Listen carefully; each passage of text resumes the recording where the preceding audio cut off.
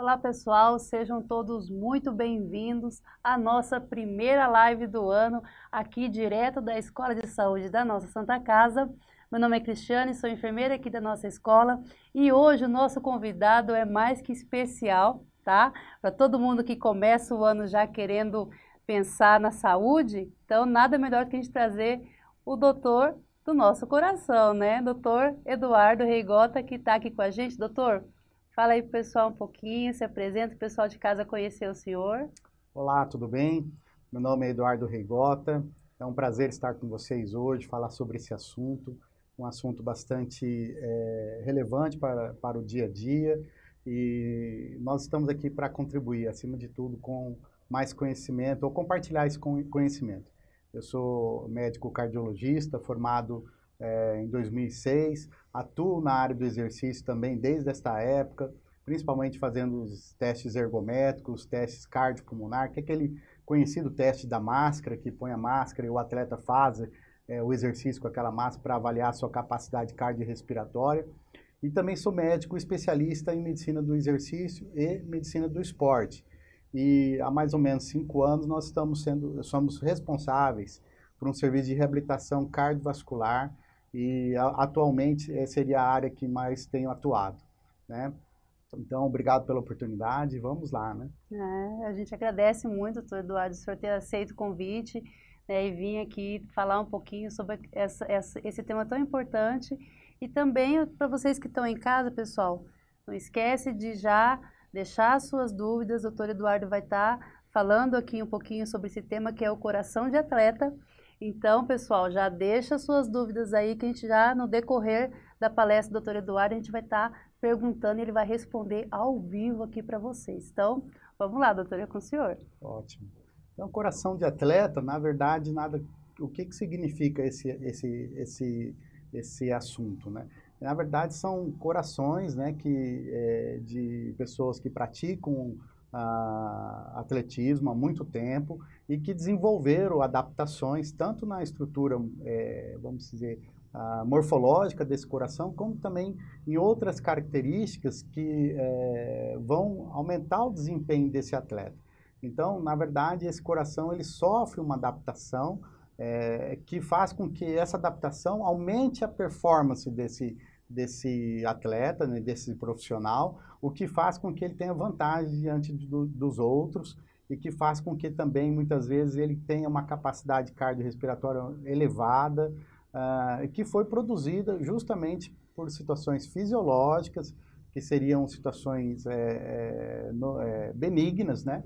Que foram produzidas pelo treinamento, pelos anos de dedicação, que fizeram com que esse coração sofresse essa modificação e se tornasse, então, um potencial de performance, que se tornasse um instrumento em favor desse atleta, né? Nem todos os atletas desenvolvem essa capacidade, mas aqueles que desenvolvem, eles acabam tendo muita vantagem dentre os outros nas competições.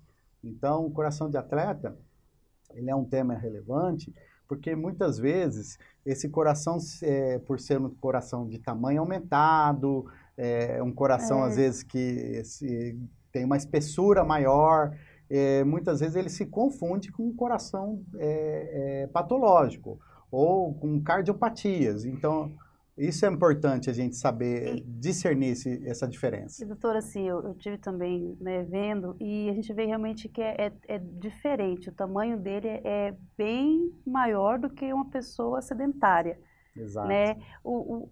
Isso é o normal, é o bom que seja realmente assim, esse atleta ter esse aumento desse coração? É, Assim, estou perguntando. sim, o aumento do coração que ocorre decorrente ao treinamento, essas alterações que ocorrem fisiológicas no coração, que faz com que ele tenha esse aumento de tamanho, isso se torna uma vantagem para ele. E são situações saudáveis.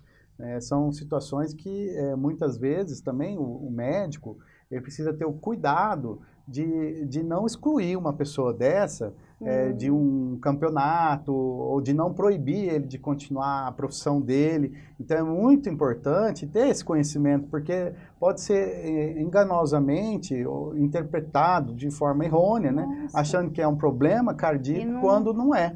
É uma situação fisiológica, é algo que ocorreu no coração dele, como que se torna uma vantagem para ele, né? E que vai fazer com que muitas vezes ele é confundido, né, com uma situação patológica e gera situações falsas positivas, né? Nossa, então, essa situação onde o coração está em relação a uma pessoa sedentária, uma pessoa normal, e você observa que aquele coração tem modificações, isso muitas vezes pode levar a uma situação de equívoco e gerar um grande transtorno na vida do profissional e, logicamente, na carreira do profissional. Porque a vida dele é aquilo ali, depende, né, daquela profissão dele para poder estar se mantendo, né, na verdade. O sonho também, tem o sonho do atleta, exato. Né? O profissional, o atleta, é aquele indivíduo que se dedica a vida para isso, né? Ou vive disso, é uma profissão, né? Ele se prepara e vai participar de competições com o intuito de vencer, né? E, logicamente, ele vai treinar e vai participar de uma competição e vai se colocar numa situação de alto rendimento, com o objetivo de vencer aquela prova, vencer aquela competição, ou vencer aquele campeonato. Então, são pessoas que se diferem daqueles que são recreativos, aqueles que são amadores, que não vivem disso. Até mesmo podem praticar atividades físicas, podem até treinar como um atleta, né? Mas eles não vivem disso, né? Não dedicam toda a sua vida ou parte integral da sua vida para esse fim, para esse objetivo. Então, o atleta, o profissional atleta, ele tem essa distinção, né? Então, logicamente, que esse atleta ele pode desenvolver características no seu coração, tanto na estrutura do coração como na parte eletroquímica do coração, que vão fazer distúrbios, até alterações de ritmo cardíaco ou situações que produzem frequência cardíaca muito baixa e que muitas vezes são confundidas com situações clínicas patológicas, né? Quando na verdade são resultados do benefício de um trabalho, de um treinamento, de uma dedicação, né?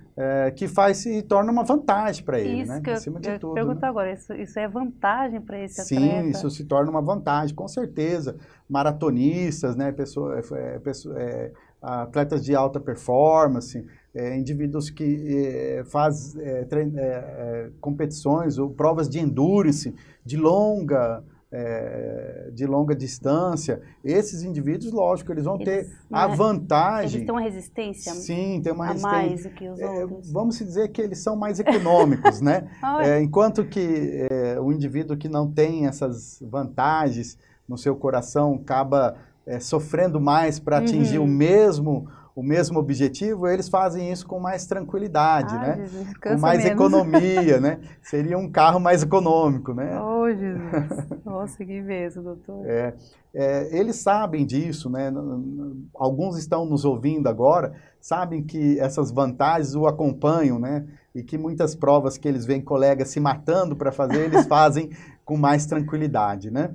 Então, eles sabem disso, eles têm essa percepção. Né? Que legal, gente. Eu não sei assim, né, falar uma coisa meio... Às vezes a pessoa, que nem a questão de perda de peso.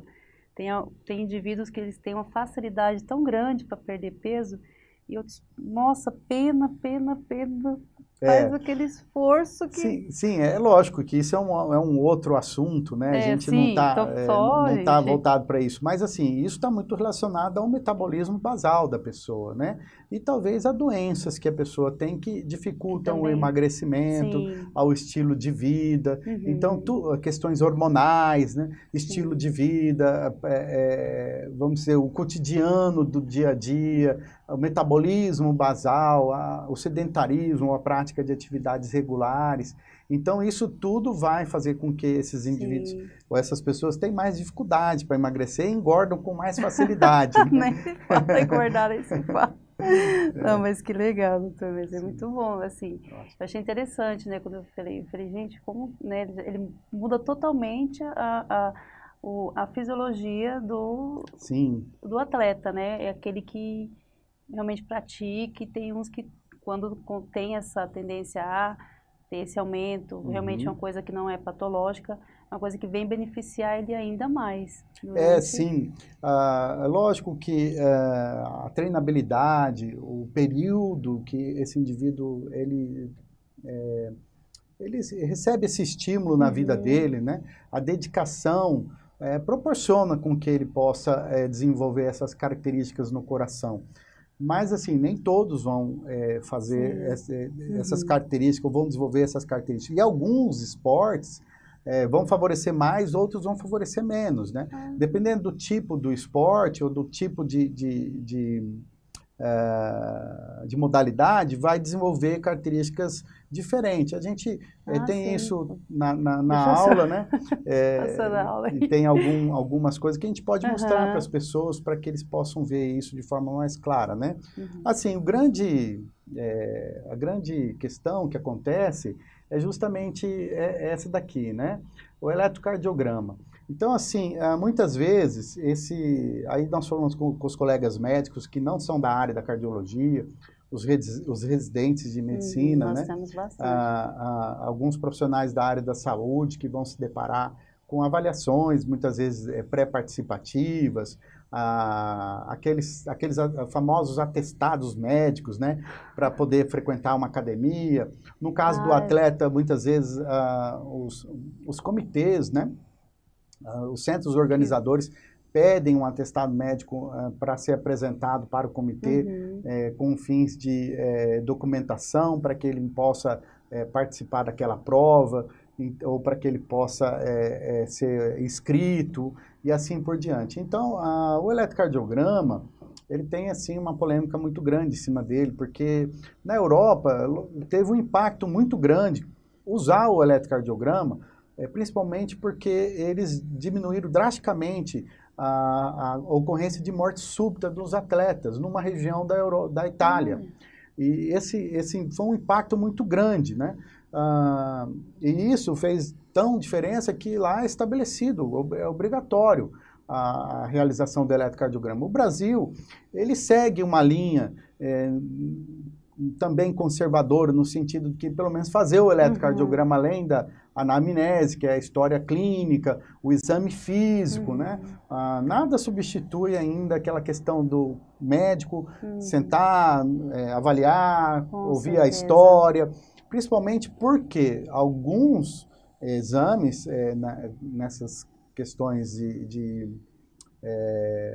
morte súbita cardíaca podem vir totalmente normais.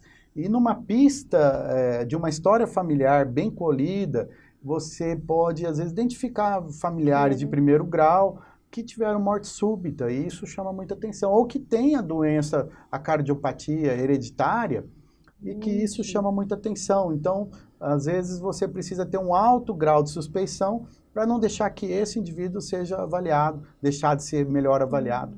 Mas o grande lance é se deparar com o eletrocardiograma, esse que seria o mais comum, né? Que apresenta, a gente chama de alterações precoces da repolarização, que é uma coisa muito frequente no atleta e que, logicamente, o clínico, o cardiologista clínico, se depara, logicamente, com a necessidade de falar, olha, eu preciso olhar para esse eletro logicamente, provavelmente é uma alteração devida ao atletismo, ao coração de atleta, a modificações que ocorreram por causa do indivíduo que se apresenta a ele, um indivíduo jovem, saudável, que não tem sintomas nenhum e que tem uma capacidade de cardiorrespiratória ou de performance normal e que não tem queixas nenhuma, que foi ali apenas porque obrigaram ele a estar indo lá, né?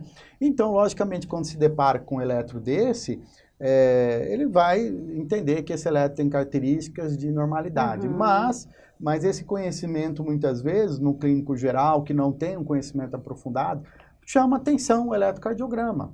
Né, chama atenção e não é incomum que peça um parecer para um cardiologista, né? Ou algum profissional de educação física que estuda, que está atento, ou um fisioterapeuta esportivo que estuda, que está atento, chama atenção e, logicamente, ele vai pedir para conversar com um médico cardiologista, porque, lógico, essas áreas de exercício são áreas multidisciplinares, não tem lugar para uma pessoa só, é lugar para várias pessoas exercendo o seu papel e o seu momento de atuar. Né? E essa informação, essa troca de informação é que faz com que o indivíduo tenha segurança e possa estar seguro de que está tudo bem, que pode seguir a sua carreira. Né? Com certeza. Doutor, a gente já está com uma pergunta aqui para o senhor. Ó, Gisele Teixeira. Gisele, obrigada pela sua participação. Deixa aqui, né, de onde você está falando, né, qual é a sua profissão. Ela pergunta aqui, doutor, somente atletas desenvolvem essas características? Não. Logicamente que o coração de atleta é uma síndrome, né? É uma síndrome porque é um conjunto de sinais, né, e características que ocorrem devido à treinabilidade, à dedicação. São pessoas que se dedicam a isso profissionalmente. Mas, como eu falei hoje, existem pessoas que treinam como atleta, né? Mas não vivem da profissão. Tá? Então, assim, eles também podem desenvolver essas características, né? Porque se dedicam tão quão, né, um atleta à profissão ou tem uma carreira na área de atividade física ou de esportes de longa data, mas ele não é um profissional, ele só não vive disso, né? Mas ele treina como se fosse um. E ele pode desenvolver, sim, características dessa síndrome, que é a síndrome do coração do atleta. Né? E tem mais uma aqui, doutor, só um pouquinho. A Isabel Santos. Isabel, obrigada pela sua participação. Ela é de Nova Alvorada do Sul. E ela está perguntando aqui, quem faz academia 1 hora de exercício 5 vezes por semana, também tem coração alterado? Aumentado, desculpa, aumentado. Esse não é um volume, né?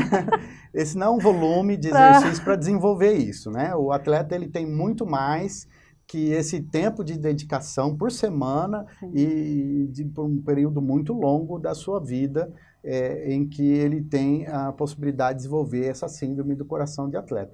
Esse volume é um volume muito baixo de exercício, é excelente para a saúde, né?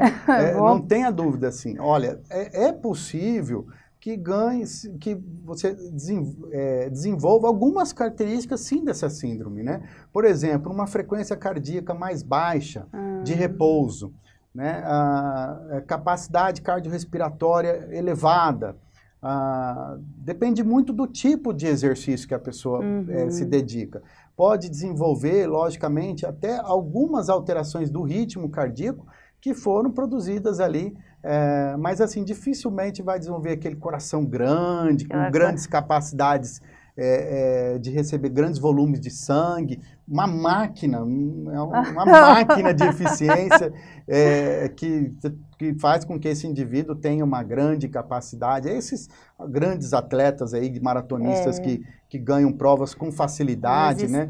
O coração desses caras são enormes, são máquinas totalmente eficientes, mas benefícios que as pessoas colhem pela prática de atividade física regular, num volume como esse, que de repente se ela faz 5 vezes por semana, ela não é mais sedentária.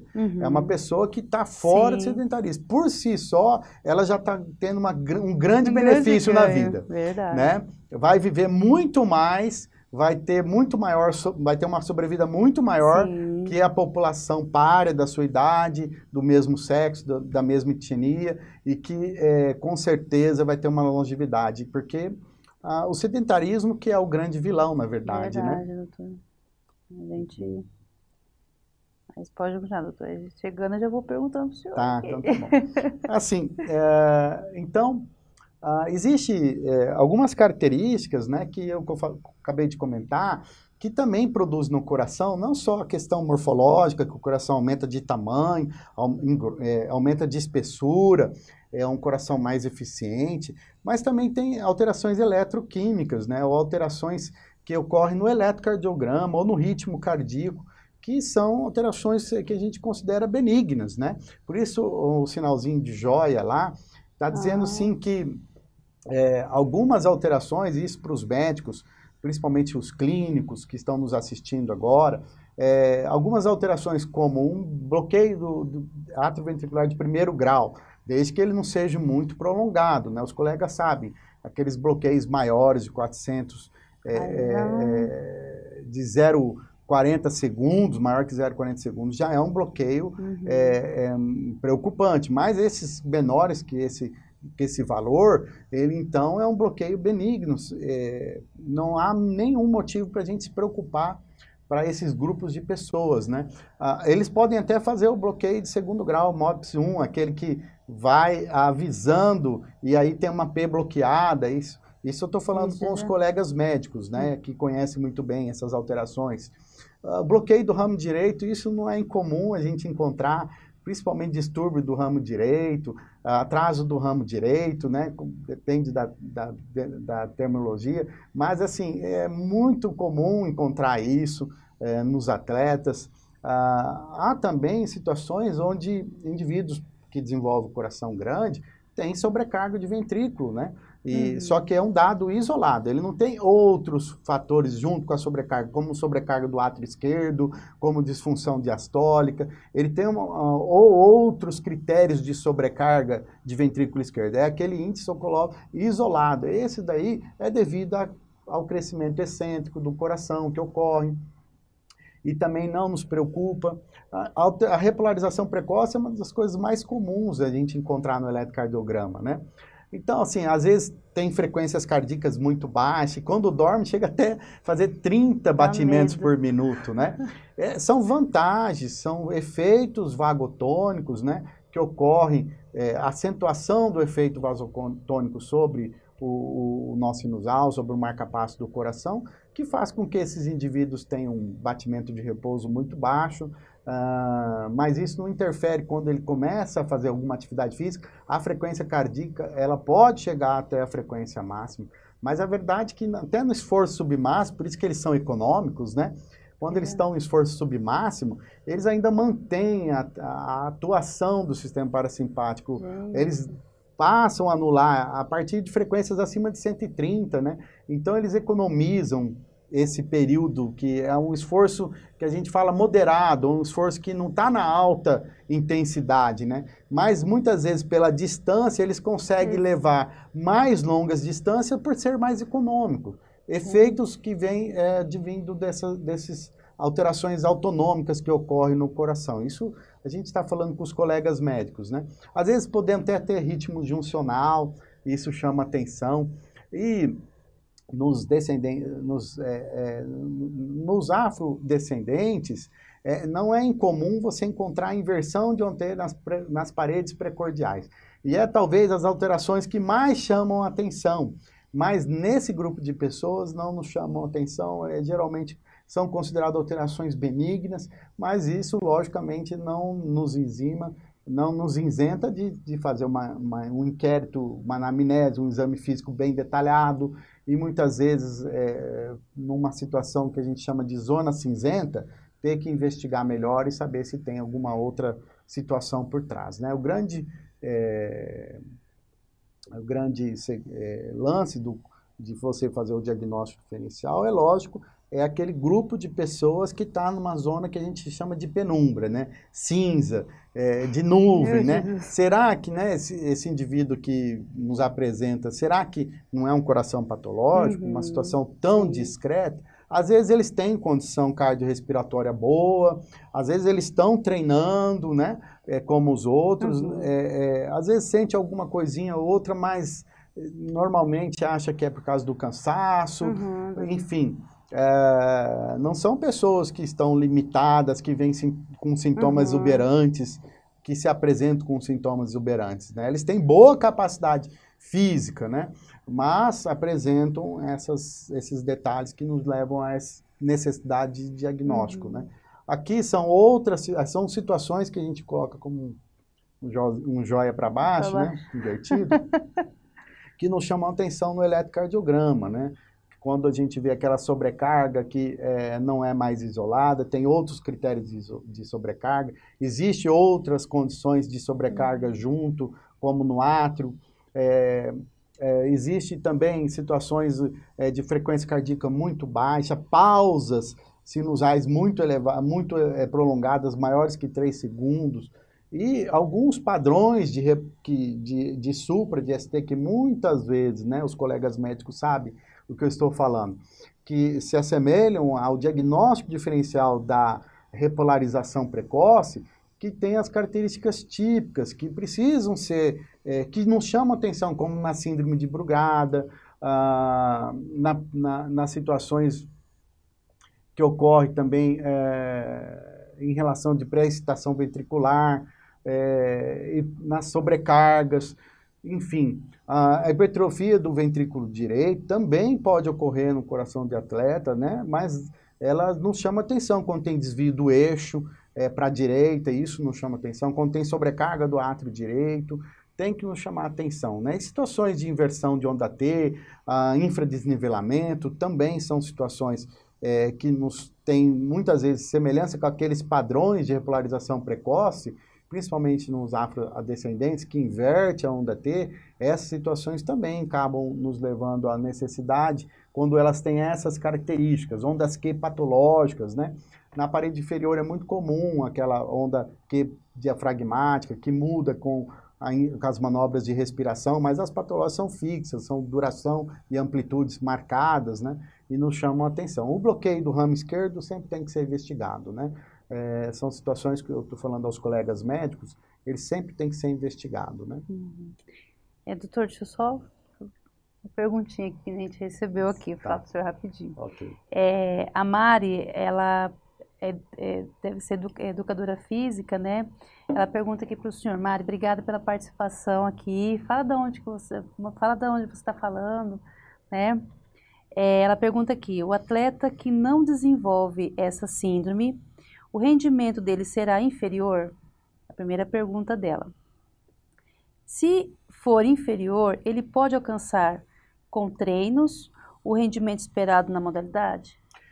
Sim, ele pode alcançar, sim, lógico. E não existe muitos outros aspectos envolvidos numa competição, né, que leva o indivíduo à vitória, né? Logicamente que ter a síndrome e ter essas vantagens, né, principalmente em questões de endurance, faz toda a diferença, né? Mas, logicamente, isso não é uma condição, uma situação em que taxativa de um impedimento do indivíduo obter vitórias na sua vida, né?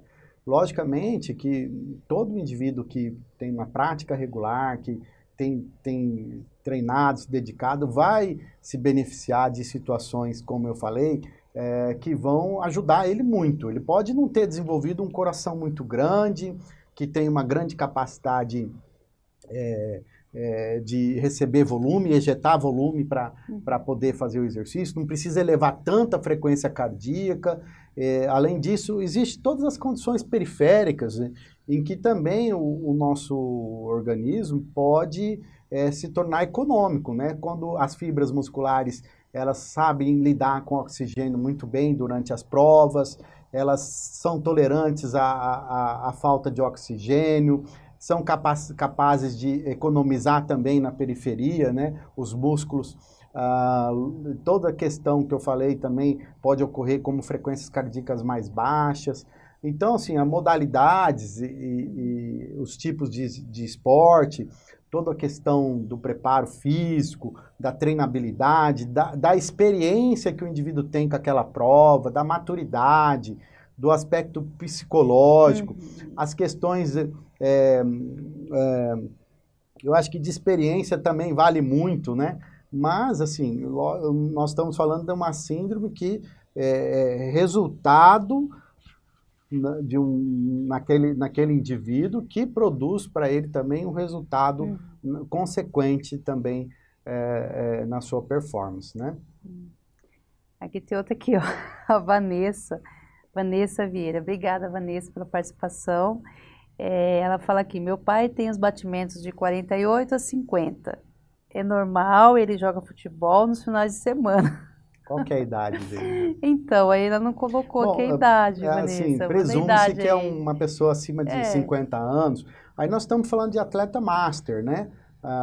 Logicamente que os atletas master, eles, talvez, essas frequência cardíaca, se foi produzida por exercício físico e não por outros motivos, porque existe nessa idade muito comum usar medicamentos, né, para controle de pressão, doenças que às vezes o cardiologista, ele vai no cardiologista e o médico passa medicações que podem diminuir os batimentos cardíacos, né?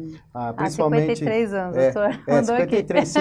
E às vezes pode estar usando beta-bloqueadores, né? Assim, nós não sabemos detalhes, né? Sim, mas assim, é verdade que ele também pode produzir uma frequência cardíaca mais baixa, resultado de prática de atividade física de longo período na sua vida, um estilo de vida saudável, voltado para o exercício físico, e hoje é uma grande vantagem para ele. Uma pessoa de 53 anos, bater 48 batimentos, se for de forma fisiológica ou de forma saudável, ele vai viver muito, com certeza, né? Agora, como eu falei, existem outros detalhes que podem... Né? Mas se não há essas situações em que não estão envolvidos em situações patológicas ou intervenção ou medicamentos, provavelmente é resultado também de exercício, e isso, se ele não tem sintomas, se ele tem uma capacidade física boa e faz seu check-up anual, né, e não está identificando nenhum risco, então acho que está tudo bem, né? Mas não pode deixar de passar na avaliação, principalmente porque nessa faixa etária não é incomum até pessoas que praticam exercícios ou que têm até capacidades fisiológicas produzidas pelo exercício, mas a doença aterotrombótica, a doença coronariana, a aterosclerose é uma incidência muito comum e eles podem ter morte súbita, né? Não está impedido de ter, né? Morte num dia de campeonato, onde todas as coisas se ajuntam, né? O esforço, o estresse, a competitividade e tudo mais, e ele ter a doença e isso ocorrer, né? Ele também não está isento dessa situação, por isso o check-up é importante. Que legal. Aqui, ó, a Mari, de novo, perguntando aqui, doutor. Mari, que ela é educadora física, ela está falando aqui, exigindo desse coração, não atleta, praticando o treinamento muito, existe o risco de alguma alteração, alguma sobrecarga? Assim, existe, por exemplo, o que o Dr. Nabil Goraieb, que é um dos papas da medicina esportiva e da cardiologia do esporte no Brasil, fazendo a avaliação dos atletas que jogaram bola, né? Eles viram, né, que esses atletas desenvolveram no final da sua carreira alterações no coração, né?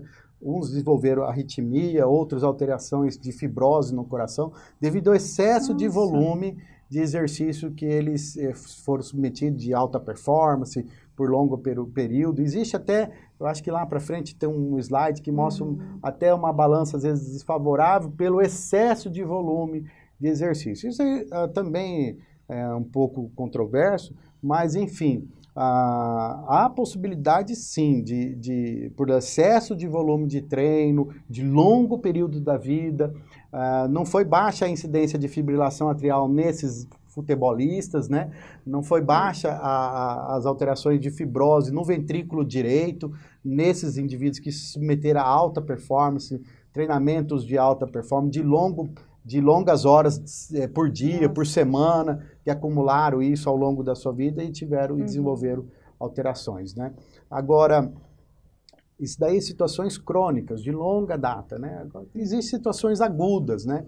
Que ninguém está isento de ter uma morte súbita. E não é só de causa cardíaca que as pessoas podem morrer numa competitividade. Elas podem morrer por distúrbios eletrolíticos, como baixa de sódio, elas podem sofrer AVC, elas podem ter situações a gente fala de,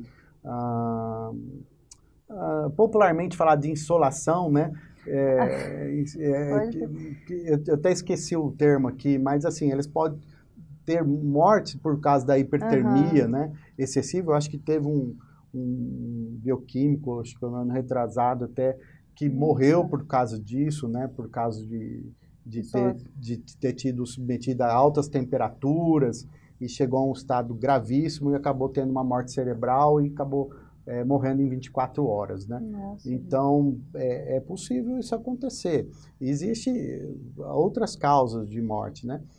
Então, existe, logicamente, como eu falei, dependendo da idade, situações que são de causas hereditárias, congênitas, né? Abaixo de 35 anos, que seria, vamos dizer, didaticamente separado. Abaixo de 35 anos você tem causas hereditárias e congênitas como causa de morte súbita cardíaca e situações acima de 35 anos que é a aterosclerose, principal causa de morte, né? Essa é cardíaca súbita. Jesus. Aqui, só para lembrar, aqui é o tamanho desse coração, gente, né? Olha como que... Vocês estão vendo aqui o coração do atleta ali, em relação ao coração normal, você vê que o tamanho dele é bem grande, maior, né? E assim, logicamente, que um clínico, às vezes, olha e fala, tem alguma coisa errada nesse coração. Mas aí vai avaliar o indivíduo e descobre que o indivíduo é uma pessoa normal, que tem grandes capacidades físicas, que não tem nenhum sintoma e nenhum histórico, e que assim na investigação está tudo bem, né?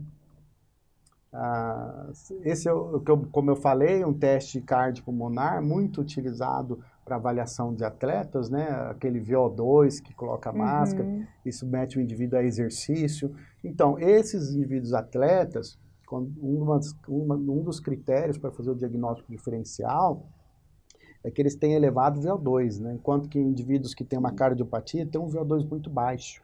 E às vezes o teste cardiopulmonar é utilizado como instrumento para fazer esse diagnóstico, exatamente.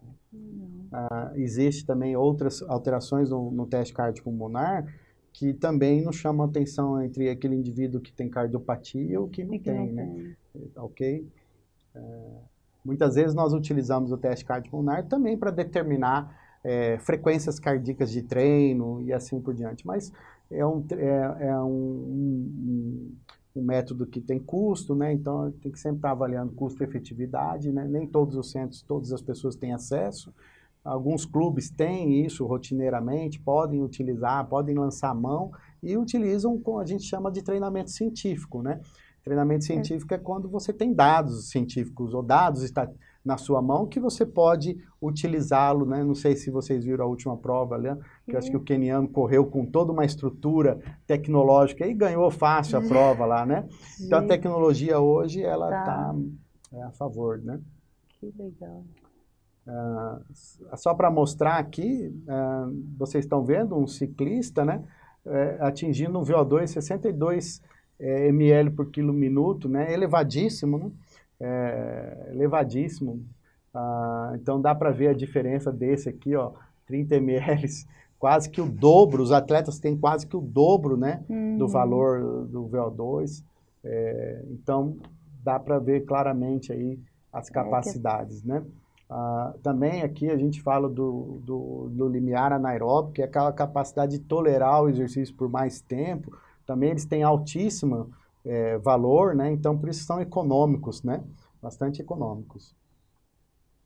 Aí só para mostrar a diferença, né, que eu falei, ó, você vê um VO2 de um ciclista aqui, de uma elite maratonista, olha, de 67, Gente do céu. contra a partida do sedentário lá, 36, Coitado. o melhorzinho, né? E o cardiopata, que é bem baixo, então Gente. o teste cardiopulmonar é muitas vezes utilizado para a gente poder.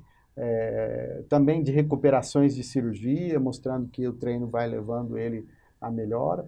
E, lógico, o ecocardiograma, diante desses grupos de pessoas que têm coração grande, que vem lá com raio-x ou com eletrocardiograma e não tem nenhum sintoma e chama a atenção de um clínico, o ecocardiograma é um instrumento de diagnóstico diferencial, até porque ele vai mostrar câmeras cardíacas aumentadas, espessura do músculo aumentado, né? Mas existem detalhes no ecocardiograma que exclui o diagnóstico, é um instrumento valioso, né, para a gente poder utilizar, para poder fazer esse diagnóstico diferencial, né? Tudo que tem de errado no coração patológico não tem no coração fisiológico, ele só tem o tamanho grande, né? Eles só aparentam uma coisa, mas não tem nada, né? Que legal. Então, assim, alterações do relaxamento ventricular, alterações de sobrecarga em outras câmeras, espessamentos assimétricos do músculo, né? Um músculo mais espessado, outro menos espessado, uma câmara mais diminuidinha de tamanho.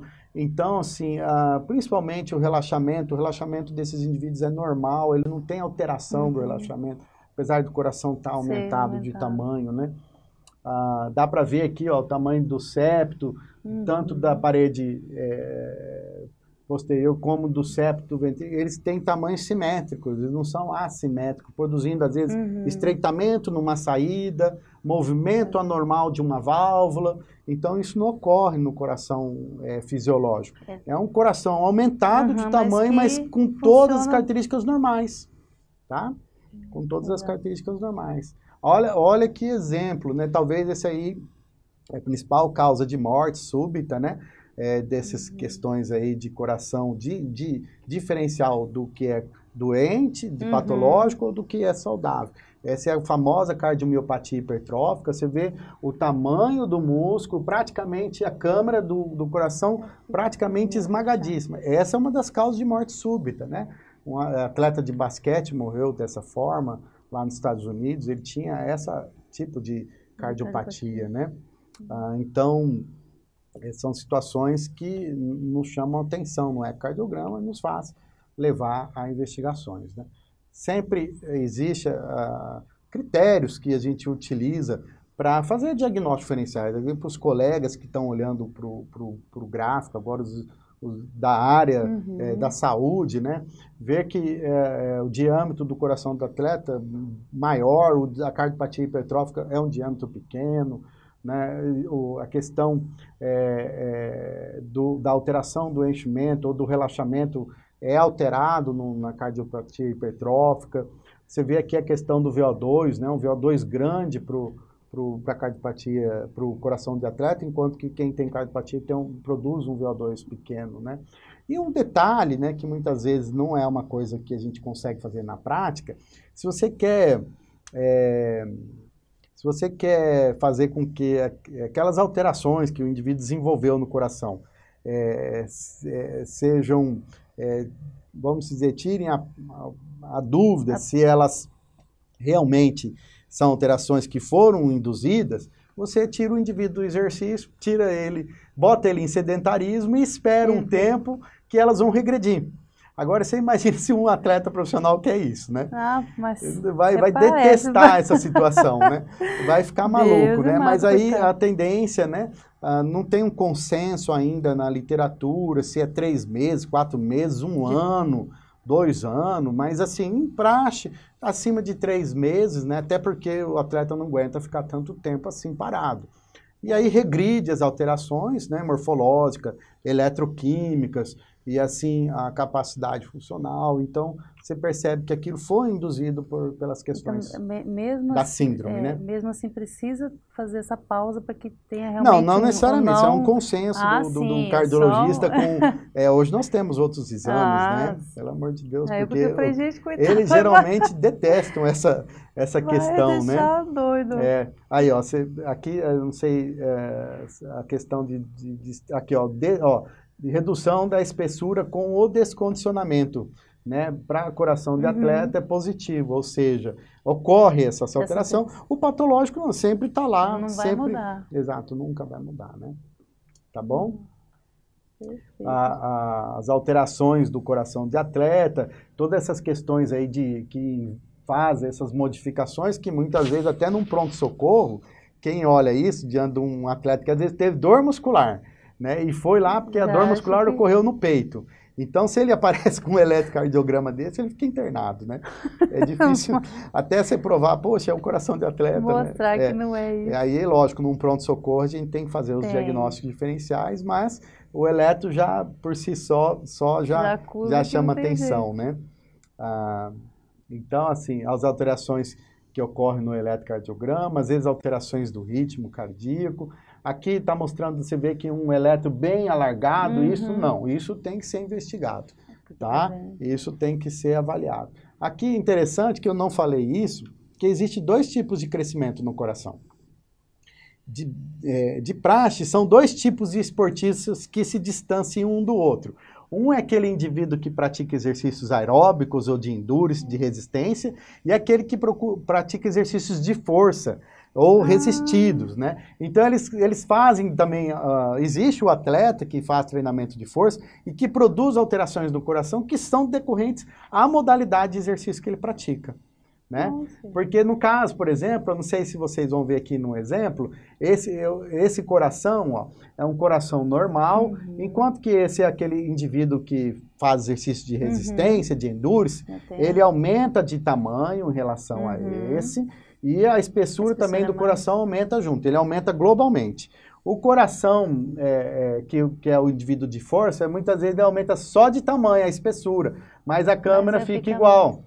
Tá? Então, assim, quase que semelhante ao que ocorre na hipertrofia do músculo, né? Assim como ocorre a hipertrofia nos músculos do corpo, ocorre no coração também. Porque as sobrecargas que cada um deles se submete são diferentes. Uma é porque gera muita pressão no coração e a outra porque se enche de muito volume. Então, são situações que também ocorrem. Então, os halterofilistas, os levantadores de peso, muitas vezes têm um coração musculoso. Mas...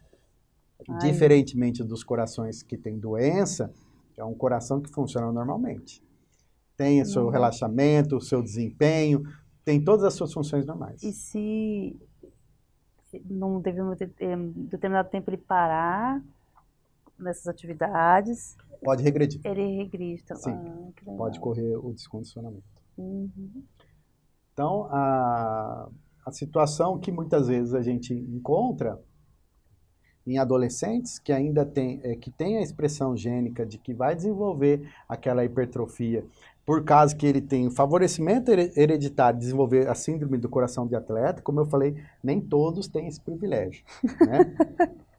Tá bom? Então, assim, eu já vi um jovem adolescente que foi me procurar, tinha um coração de atleta, eu já falei pro treinador, olha, fica de olho nesse aí, que esse vai ter vantagem, né? Enfim, futuro.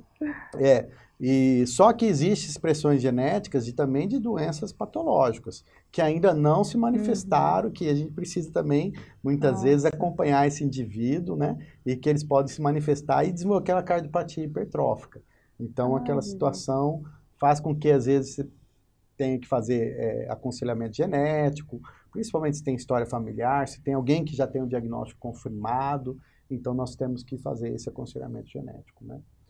Aqui são a explicação do mecanismo porque ocorre diferentes formas de sobrecarga, e eu gosto desse slide só para mostrar aquela zona cinzenta ali, que existem alterações comuns aos dois, né? Tanto a síndrome do coração de atleta, como também o coração que tem doença, né? Ou a cardiomiopatia. Então, algumas situações são semelhantes entre os dois, e aí requer que o médico tenha alto grau de suspeição e que tenha a investigação para poder afastar essa situação, né? Que a gente chama de zona cinzenta, né?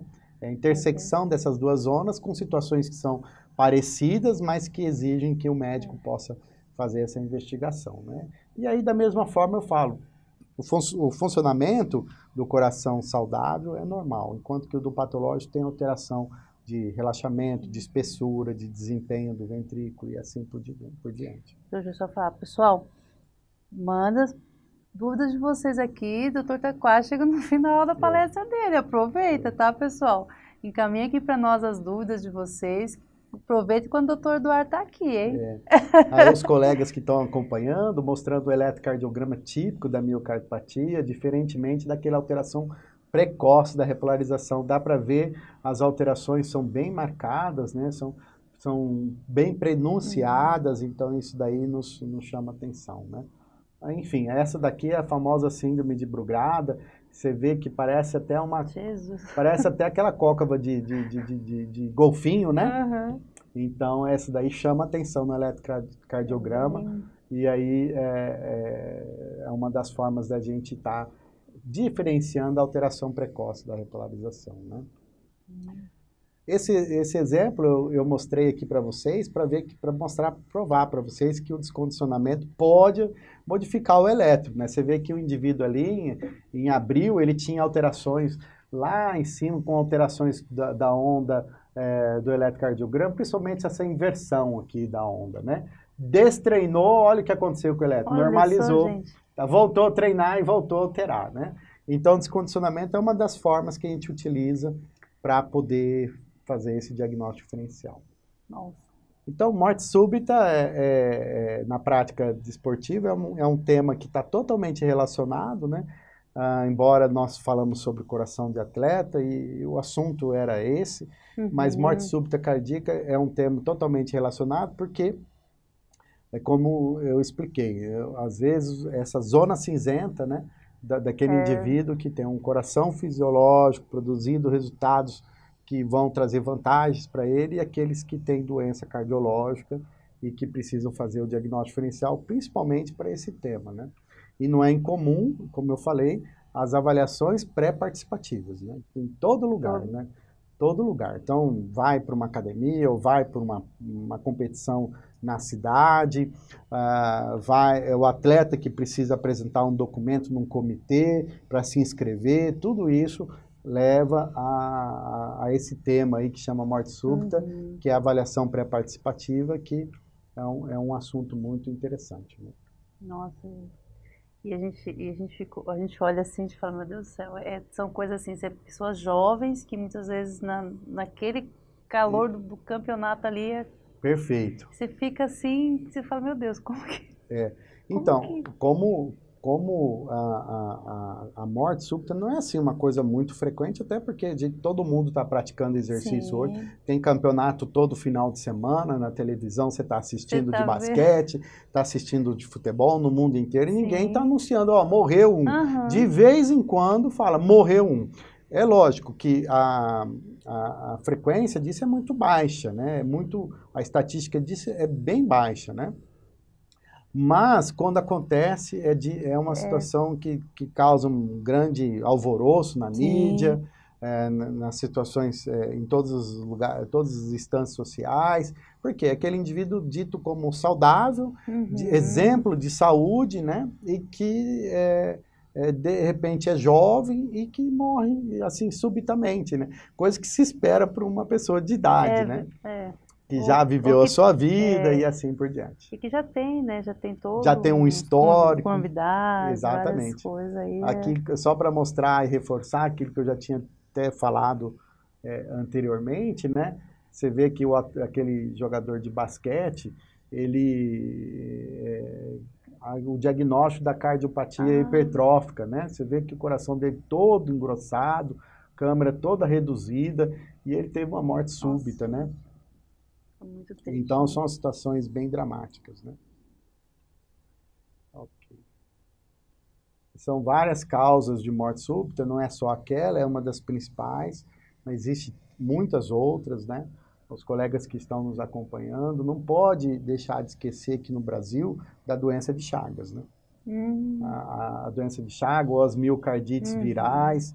Veja bem, às vezes você avaliou o indivíduo, liberou ele para a prova, é um coração, é uma síndrome de atleta, é um coração normal, o cara está lá e ele adquire uma miocardite, que é um vírus que foi lá, então entrou em contato, e esse vírus causou uma inflamação no coração, e de repente ele passa a ter algum sintoma, mas desavisado, continua com o mesmo a prática e pode ter num treinamento, ou pode ter numa prova que ele vai lá, uma morte súbita, e foi adquirido.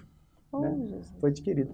Problemas dentários, né? Principalmente pode desenvolver doenças no caso de problemas dentários, e desenvolver doenças na válvula cardíaca que adquirem, né? E lógico, às vezes, né, situações precárias, sanitárias e tudo mais de higiene e de cuidado podem favorecer esse tipo de situação, tá? Só uma perguntinha aqui, doutora. A Mari, que é educadora física, ela está falando aqui, ó. Então, há uma certa memória muscular no coração quando o atleta precisar parar seu treinamento e depois volta à sua prática esportiva? Sim, aquele exemplo mostrou, né, que a síndrome de atleta, ela é um privilégio de algumas pessoas, né, que realmente... Agora, sim, todas as questões por exemplo, as pessoas que podem não ter desenvolvido uma síndrome de atleta, com aquele coração aumentado de tamanho, mas ela pode desenvolver parcialmente a síndrome de atleta, como diminuição da frequência cardíaca, capacidade cardiopulmonar elevada, ela pode ter outras condições que ocorrem no coração, que é uma frequência cardíaca mais baixa. Isso eu estou falando da parte cardíaca, tá? Não estou falando de outras situações gerais. Frequências mais baixas para os esforços submáximo.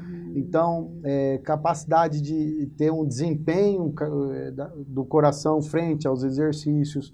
Então, essas alterações podem descondicionar, como também rapidamente podem se condicionar novamente. Ela fala assim, aqui, ou o coração perde todo o seu condicionamento, então ele não vai perder todo o condicionamento, né? Não, depende muito do tempo, né? Da volta dessa pessoa, né? Tá, aqui tem outra aqui também, doutor, ó. A Débora Andrade, obrigada, Débora, pela sua participação aqui com a gente. Ela está perguntando, a bradicardia pode ser considerada comum no atleta? Sim, é muito frequente. Né? Esse talvez seria uma coisa muito frequente, muito encontrada, a bradicardia no atleta. Eu não estou dizendo que todos os atletas têm bradicardia, porque isso não... As estatísticas não mostram, mas é um achado muito frequente, é um achado que praticamente a gente encontra em boa parte dos atletas, essa bradicardia. Nem todos têm essa bradicardia, que seria uma frequência abaixo de 50 batimentos. Tá? Eu não sei também falar para ela a porcentagem, né, da literatura de encontrar, mas eu tenho quase certeza que é muito frequente. Não posso afirmar que é mais de 50%, porque é um dado que eu precisaria tá tendo certeza, mas... Não é todos que vão ter essa bradicardia de 50 batimentos para baixo. Lembrar que nós temos os atletas paralímpicos, né, que é um tema que a gente não fala. É verdade. Mas eles também podem desenvolver a síndrome do coração do atleta, tá? Podem desenvolver parcialmente ou até, dependendo da modalidade, né, desenvolver a síndrome do coração de atleta. Logicamente, por ser um paralímpico, pelo motivo da doença ou da deficiência de base, ele tem que ser investigado para cardiopatias hereditárias e congênitas. Talvez é um grupo que precisa estar muito atento e muitas vezes nos centros não tem adaptação para poder fazer a avaliação desses indivíduos, parte de cardiorrespiratória. E ele já tem todo um contexto, né, de superação, então assim, eles vão além daquilo que... Sim, eu atendi um desses atletas que estava em pleno campeonato e ele era deficiente visual. Então, mas ele tinha uma frequência cardíaca, chamou a atenção, me pediram para avaliar, que ele tinha uma frequência cardíaca enquanto dormia de 38. Então, assim, logicamente que a gente avaliou ele completamente, viu que ele era um coração de atleta mesmo. e ele estava na pleno campeonato, se eu não Olha. me engano, ele lutava judô, se eu não me engano. E nós conversamos sobre descondicionamento, para ter certeza, tudo. Ele não quis, eu também me senti muito seguro para falar que a gente estaria acompanhando ele. Não teve problema nenhum, competiu. Então, são atletas que também podem desenvolver a síndrome. Uhum. Não pense que isso não possa ocorrer por causa da limitação, né? Que eles possam ter. Eu acho assim, que eles vão além, né? Sim. Aquele que pode, tem tudo ali, eles... Esse era um atleta, ele fez exame na esteira, né? Esse indivíduo, esse paciente, e ele teve uma alta performance na Olha esteira. só. Apesar de que ter todo um cuidado para ele fazer esse exame, né? Mas ele teve uma alta performance. Muito 10, nossa. Aqui a Vanessa Pereira, doutor, está falando aqui, ó, ótima palestra, muito interessante. Deixa eu dar uma adiantada aqui, né? Vamos deixar aqui. Pois não, pode falar. Não, eu estou falando só para o senhor, está muito boa a palestra, muito interessante, obrigado, ótima. É a Vanessa Sim, Pereira. Ótimo. Excelente, obrigado. Aqui a gente tem um quadro aqui que eu falei pouco sobre isso, mas acima de 35 anos as pessoas precisam ter cuidado com a doença da aterosclerose, né, que é a doença coronariana, as situações que ocorrem que levam à pressão arterial, a incidência do diabetes, né, o sobrepeso, sedentarismo. Então, não é incomum, né, que as pessoas resolvem da noite para o dia querer se tornarem atletas, né, a partir dessa idade. Não tem um histórico, não tem uma treinabilidade, não tem uma vivência na área e, de repente, querem fazer todos os exercícios que essas pessoas que, ao longo dos anos, adquiriram essa capacidade. Então, acima de 35 anos, tem que haver um cuidado, principalmente com a doença aterosclerótica ou a doença coronariana, como um risco pré, né, de ter problemas diante de uma situação de competitividade ou de uma situação mais intensa, de alta performance. Assim, como o nome, eu falo assim, é aceitável que depois dos 35 anos a pessoa, ela pode chegar a um condicionamento de um atleta, assim, ela tem toda essa possibilidade de chegar... mas vai ser o atleta master, isso, né? Que a gente, assim, ele vai ser comparado à modalidade da idade dele. Não, logicamente, você vê que os jogadores de futebol, eles vão se aposentar, né? Não, embora tem alguns conservam uma alta capacidade e, lógico, até comparativamente aos demais jovens, né? Tem até uma capacidade maior, mas, assim...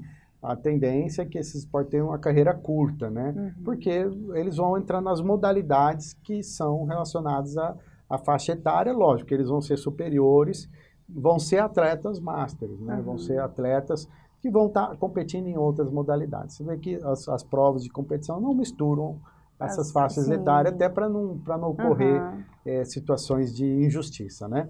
Então, cada um vai concorrer Ele pode até chegar primeiro que o outro, mas ele ganha dos de 50 anos, em primeiro lugar. Pode ganhar até no dos de 30, mas ele vai receber a medalha de ter competido com 50 anos, né? Oh, meu Deus. Não, mas é interessante, porque às vezes a pessoa não teve esse cuidado, e aí ela quer começar, quer... Quando a gente pensa numa pessoa, ele não vai se tornar um profissional da área e não vai viver. Então, um atleta é aquele indivíduo que se dedica para isso, porque ele passa a ser um profissional, ele passa a viver disso, ele passa a ter um resultado para si, tanto por motivos econômicos, pessoais, tudo, mas ele vai se dedicar e vai viver disso, né? O que você está, às vezes, falando, são aquelas pessoas que resolvem ter um estilo de vida mais saudável, mas que querem praticar atividades físicas mais vigorosas, né? Não se contentam apenas com aquela conhecida caminhada, né? Não, Embora regularmente, moderadamente, fazer também regularmente, moderadamente, também leva as pessoas muito longe na vida, né? O famoso Cooper, né? O famoso Cooper viveu muitos anos, né? O famoso idealizador do Cooper, né? Viveu muitos anos. E a história... Eu tive o prazer de conhecer ele, de ouvir uma palestra dele. E ele falava assim, olha, ele recomendava assim, o Cooper, né? Como uma prática do estilo de vida dele. Ele também recomendava vitamina D, ou recomendava a questão do banho de sol, né? E também recomendava a alimentação do Mediterrâneo, né? Que seria aquela rica em ômega 3, o peixe, o azeite e assim por diante. Mas ele viveu muitos anos, né? E eu tive o privilégio de ver ele numa exibição, num congresso, que ele saiu numa caminhada lá em São Paulo, e é o famoso Cooper, né? Que Então, legal, enfim, isso daí que é interessante, né? A gente chama atenção. Então, os exercícios vigorosos também trazem grandes benefícios ao coração. É um dos objetivos também que você evolua, né? Que você evolua, que uma prática moderada, de leve a moderada, inicial, que você evolua a uma prática vigorosa e, lógico, que você consiga manter essa prática regularmente. Mas entre você fazer esses altos e baixos da vida, eu opte naquelas práticas moderadas, mais regulares, para que você possa, então, ter uma longevidade que você vai obter, né? Que bom. A gente fica pensando, né? É melhor fazer algo do que não fazer, né? Com certeza, né? A questão do sedentarismo é o grande vilão. O sedentarismo é a maior preocupação mundial, né? Eu acho que eu li recentemente 30% sedentário mundialmente, né? É um dos fatores de risco independentes, são isolados. Eles não são aqueles fatores que se ajuntam para formar um fator de risco, mas ele é um fator de risco independente, é isolado. Então, só por si só, sedentário já é um fator de risco. Então, ele está ligado a muitas outras doenças, como câncer, como diabetes, doenças cardiovasculares, doenças cerebrovasculares. O sedentarismo está relacionado a doenças ósseas. Então, assim, há uma série de situações, doenças psíquicas, orgânicas, todas estão envolvidas. Você vai perceber que na gênese ou nos fatores de risco, o sedentarismo é um fator. Não é assunto do nosso tema, mas esses dias eu postei nas redes sociais algo que é propriedade daquilo que eu faço, que é justamente o indivíduo que sofreu um evento, que teve um infarto, que teve que passar por uma cirurgia de ponte safena, que teve que trocar uma válvula cardíaca, que teve que fazer uma angioplastia e colocar o tal do stent na coronária. Esses indivíduos, muitos deles estão condenados ao sedentarismo pela questão do mito. O que é o mito? Que o exercício, não pode fazer o exercício, que não posso mais pegar 2 quilos de peso no chão ou um saco de supermercado, porque o meu médico pediu para que eu... Então, isso é um mito, isso é justamente esse indivíduo que vai ter um grande benefício na sua saúde e no controle dos fatores de risco que levou a ele a ter aquele evento e principalmente na qualidade de vida. E um dos aspectos mais importantes é a autonomia e independência. Porque um indivíduo que está tendo dificuldade, às vezes, para levantar de uma cadeira e pede para alguém ajudá-lo, isso é terrível do ponto de vista psicológico, do ponto de vista de autonomia e independência, né? Então, esse grupo de pessoas que eu trabalho muito e falo para eles, vamos sair do sedentarismo. É lógico, são pessoas que têm um certo risco atribuído, que precisaria procurar supervisão ou pessoas que pudessem acompanhá-los para a realização dessas práticas de atividade física, mas jamais qualquer motivo é motivo de interrupção de exercício, a não ser que seja uma situação de um evento novo, mas que seja motivo para ele interromper aquela prática, né? Ou desmotivá-lo a ter a prática de exercício, né? Nossa, gente... Pessoal, já tá o endereço aqui do Instagram do Dr. Eduardo para vocês seguirem lá, tá? Vamos lá. Segue ali, Dr. Eduardo, lá. Vamos lá, doutor. Então tá bom. Aqui é só... eu acho que alguém perguntou, né? Mostrando ali que com o aumento, né? Do volume do exercício. Foi a Mari. De duração, intensidade, acúmulo de tempo... Pode sim causar efeitos adversos no coração, o excesso, né? Pode vir a causar, como risco de fibrilação atrial, foi documentado isso no acompanhamento dos futebolistas que se aposentaram, tiveram uma incidência de fibrilação atrial elevada, Então pode ocorrer outras situações, tá? Decorrentes disso, tá bom? Mas a balança pende para os efeitos positivos do exercício, né? Redução de mortalidade, de morbidade, de risco de ter diabetes, câncer e assim por diante, né? E não só são os exercícios aeróbicos que produzem esses efeitos, né? Porque também é um outro mito achar que só o exercício aeróbico produz efeitos de diminuição de mortalidade e que eles, vamos dizer, por muito tempo foram reconhecidos como os exercícios que promovem isso. Mas a verdade não, as publicações científicas deixam claro que os exercícios de força, eles hoje se igualam, né, aos exercícios aeróbicos em termos de benefício ou de impacto na sobrevida das pessoas. Ah, doutor, então quer dizer que se eu só praticar musculação, eu também vou coletar esse... Depende, sim. O ideal é que você pudesse combinar os exercícios. Mas tem certos momentos da vida, por exemplo, esse grupo de pessoas que resolve fazer exercício depois de 45 anos, não é incomum que ele já tenha uma doença na coluna, uma hérnia de disco, não é incomum que ele já tenha uma doença degenerativa do joelho, não é incomum que ele já tenha situações posturais, profissionais, que levaram ele a ter desenvolvimento de doenças osteomusculares. E o que impede esses indivíduos, ou que dificulta muito esses indivíduos, a realizar exercícios aeróbicos que exigem impacto.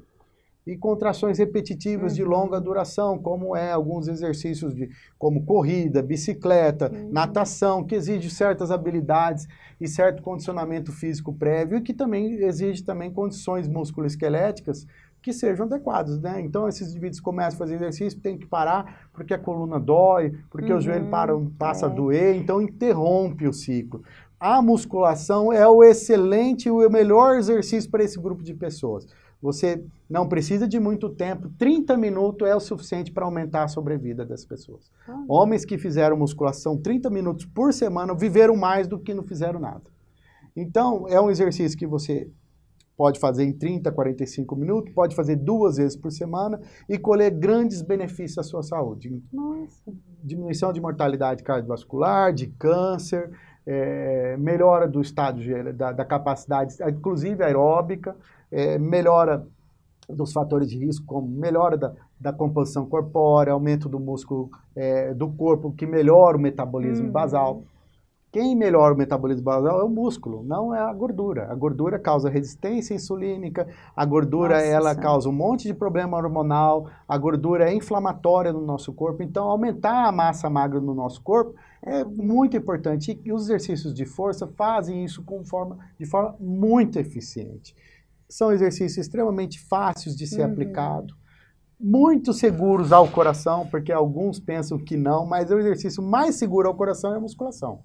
Não é o levantamento de peso, não confunde o levantamento de peso com a musculação clássica, que é aquelas que fazem 10 a 12 repetições, com pesos adequados à capacidade da pessoa, que tem períodos de descanso entre um intervalo e outro, que podem ser adaptados em cada movimento, inclusive se a pessoa tem uma articulação mais doente, aquele exercício pode até ser isolado, mas não vai deixar treinar a outra perna, o peito, a costa, o braço. Então, eu me canso em deparar situações em que eu vejo que por causa de um joelho o indivíduo entra em inatividade.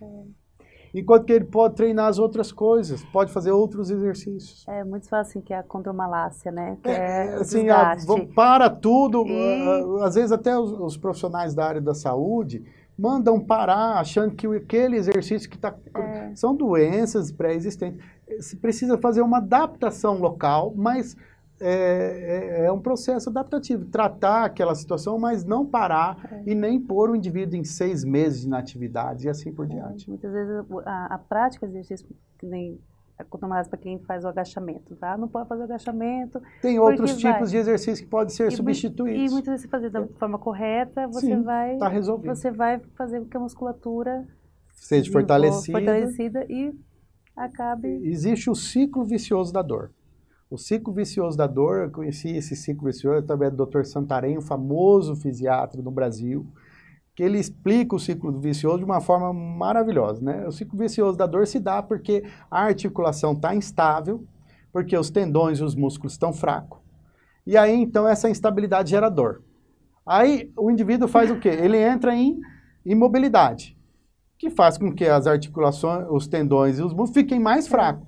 Torna a articulação mais instável e gera mais dor. Como acabar com esse ciclo? Fortaleça os músculos. Estabilize as articulações e haverá estabilidade articular e a dor, e o ciclo vicioso da dor vai se interromper. Nossa, é tudo, não tem assim. como fugir. Ou faz, não tem. Às vezes até para aliviar a dor que você sente. Se você não fizer, eu recomendo musculação no meu consultório acima de caminhada. A partir de 35, 45 anos, esse é o principal exercício. Caminhe também. Antigamente, os colegas mandavam caminhar, né? Uhum. Agora, a tendência no consultório do médico que está atualizada é dizer, vá fazer musculação. Mas também faça exercícios aeróbicos. Sim. Mas se você não tolerar fazer exercício aeróbico por algum motivo, faça musculação até o resto da sua vida. Nossa, não tem pra onde fugir. Veja bem, às vezes o atleta de alta performance, o Ironman, já morreu e o tiozinho que está roçando, carpintando, está lá vivinho da Silva. Verdade. Tá? Verdade. Aquele que lá trabalha na enxada. Trabalho manual, né? Está vivinho da Silva. Verdade. Tá bom? Perfeito, vamos lá. Enfim, é comum esse questionário, os profissionais da área de saúde, fisioterapeutas, educadores físicos, médicos podem utilizar esse questionário, né? Um questionário que tem semelhança com o famoso parquet, né? E são perguntas que se faz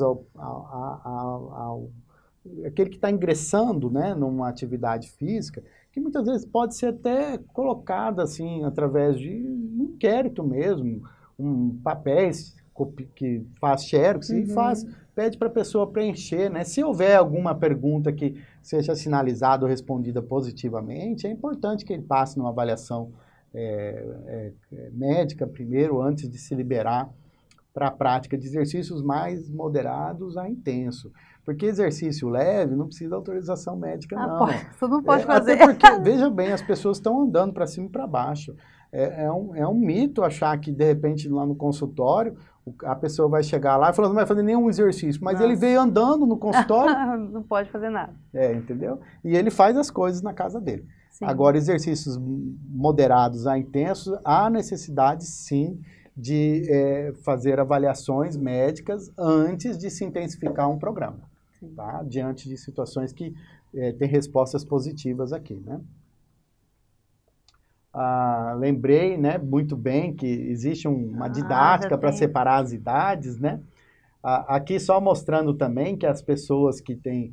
é importante evoluir na capacidade. Quanto mais capacidade nós vamos acumulando, lógico, eu começo muitas vezes recomendando musculação para aquelas pessoas iniciantes acima de 45 anos, mas eu começo a incentivá-los ao exercício aeróbico, caminhada, depois eu vou incentivando o progresso, né? O ideal é que eles combinem exercícios.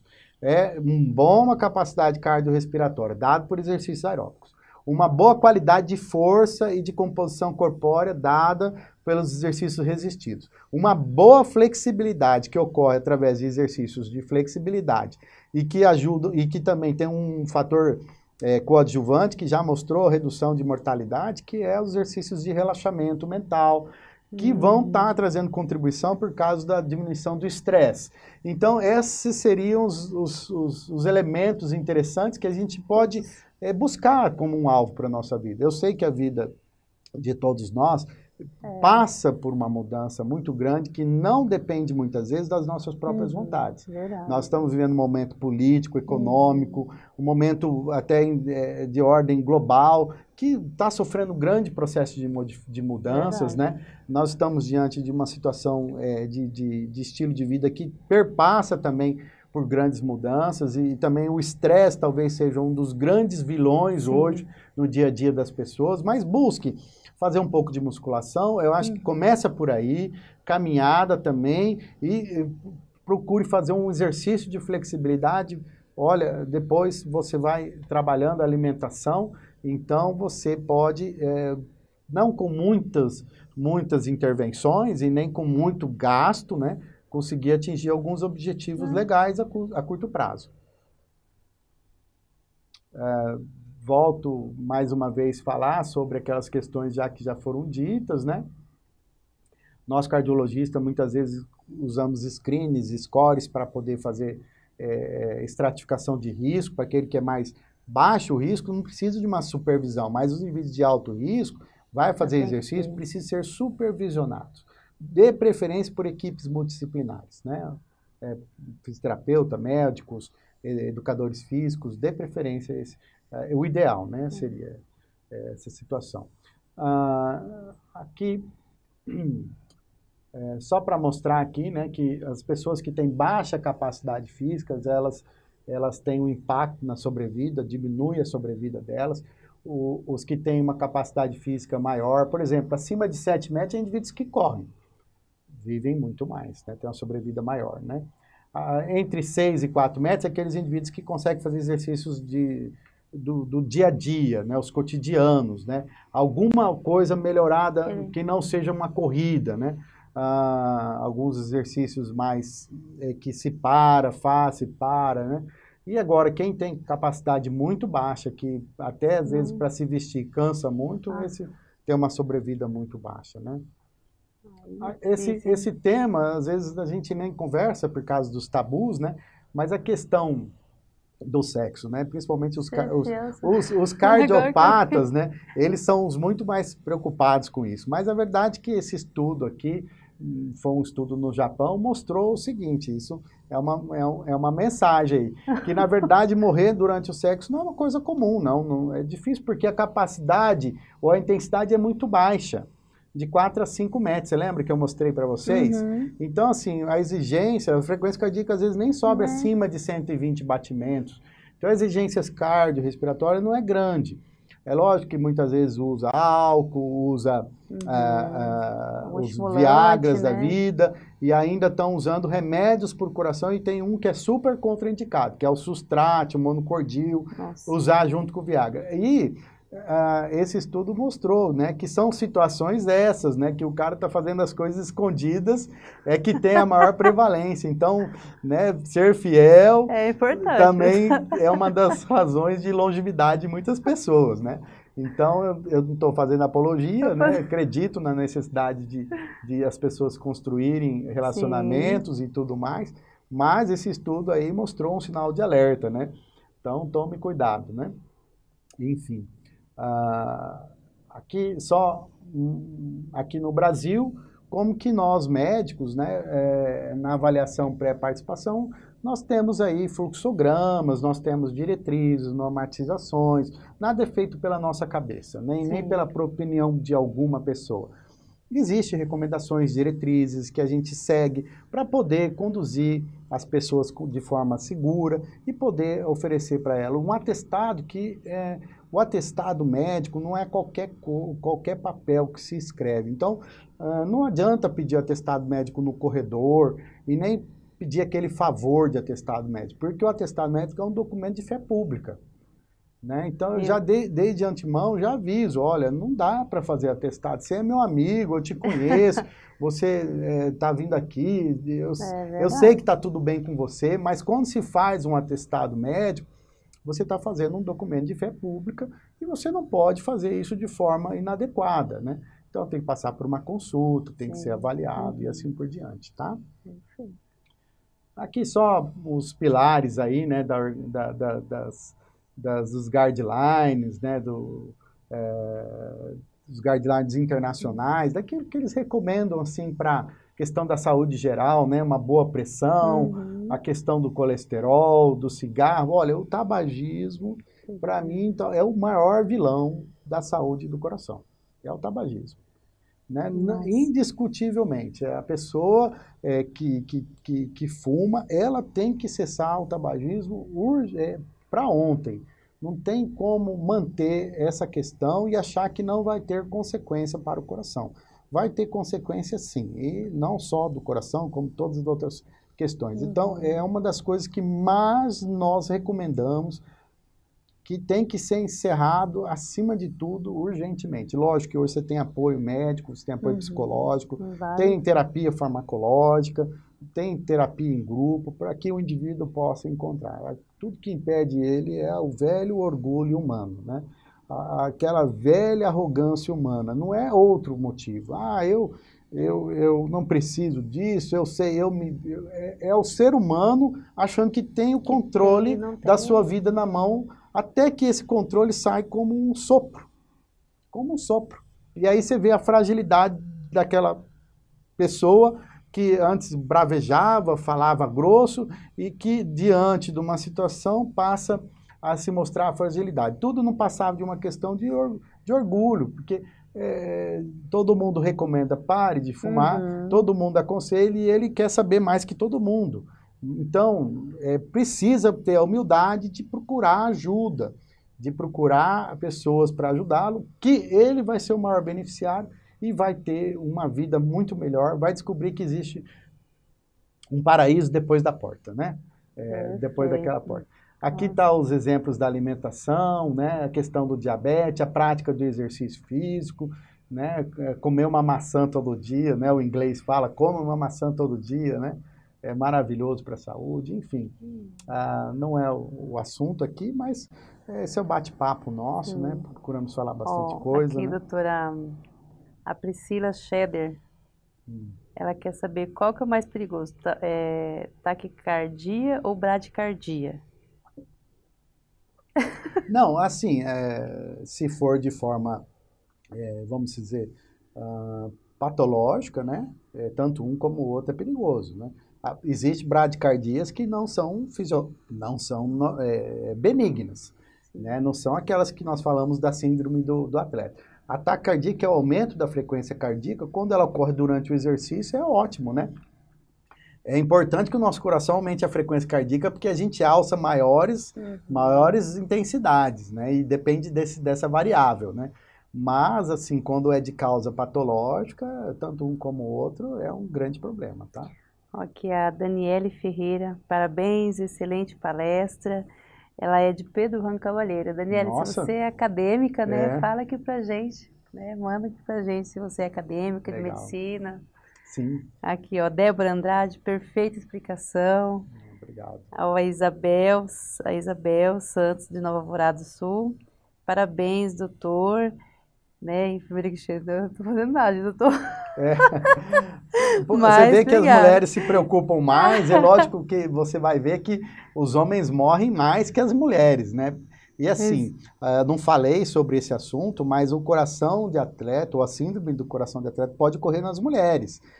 E ocorre também, mas não tem as mesmas dimensões que ocorre no homem, né?